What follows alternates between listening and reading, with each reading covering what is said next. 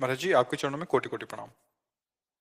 महाराज जी, मेरा प्रश्न है कि भक्ति मार्ग पर कैसे टिके रहें और क्रोध मोह गिरा देते हैं, कैसे कम करें इसको? देखो, अगर तूफान चल रहा हो, हम किसी पर्वत का अडिग वस्तु का सहारा ले ले तो हम बच जाते हैं। ऐसे काम, क्रोध, लोभ, मोह, मद, मत्सर, ये तूफान है। तूफान, ये हवा नहीं है। ये तूफान है, किसी को भी उड़ा सकते हैं, किसी को भी भ्रष्ट कर सकते हैं।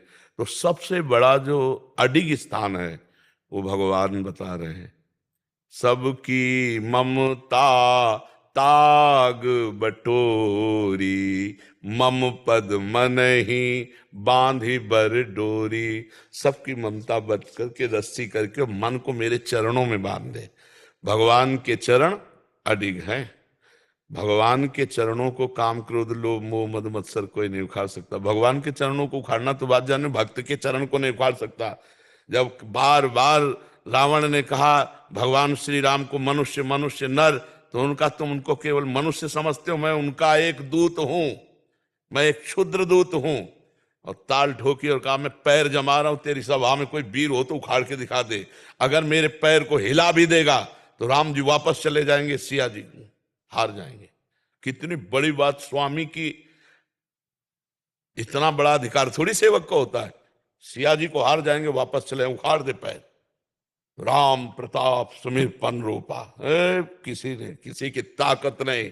जब भक्त का चरण नहीं उठा पाए तो भगवान का चरण कौन हिला दे। तो अगर हम काम, क्रोध, लोभ, मोह, मद, मत्सर से बचना चाहते हैं तो हर समय नाम जप करते हुए भगवान के चरणों का आश्रय लें। भगवान के चरण इतने मजबूत है कि हमें कोई हिला नहीं सकता, हमें कोई डिगा नहीं सकता। और अगर भगवान के चरण नहीं तो ना तपस्या रोक पाएगी, ना कोई साधना रोक पाएगी।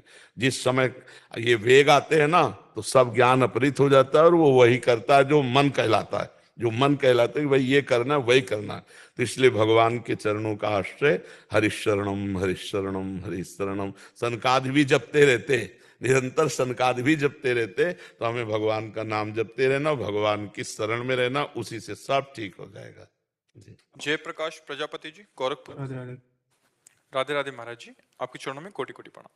गुरुदेव भगवान, मुझे मेरे जीवन में ऐसा प्रतीत हो रहा है कि सब कुछ स्वप्न जैसा लग रहा है। ये मेरा मन का कोई खेल है या वास्तविक जीवन है? नाम जप करते हो कितनी देर?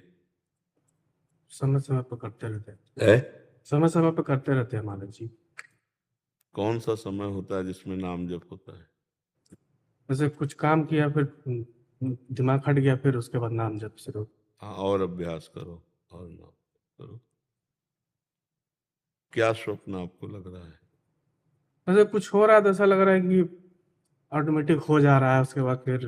हाँ, अच्छा है, अच्छा है। भगवान की माया के द्वारा गुण में गुण बरत रहे हैं। ये ज्ञानी जन देखते हैं और भक्त जन देखते हैं कि भगवान की इच्छा से सब कुछ हो रहा है।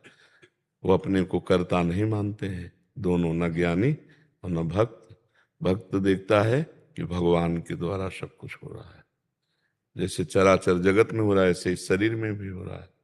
पर भक्त के द्वारा कभी पापाचरण नहीं होते, ज्ञानी के द्वारा कभी अधर्माचरण नहीं होते। जो ज्ञानी देखता है गुणानुगुण वर्तनते, तो ऐसा नहीं कि वो पाप को भी देख रहा है। पाप उसके द्वारा हो ही नहीं सकता जो ऐसा देखता है। भगवान के द्वारा सब कुछ हो रहा है तो अहंकार में ही काम, क्रोध, लोभ होते हैं। इस वृत्ति में सब कामनाएं नष्ट हो जाती हैं।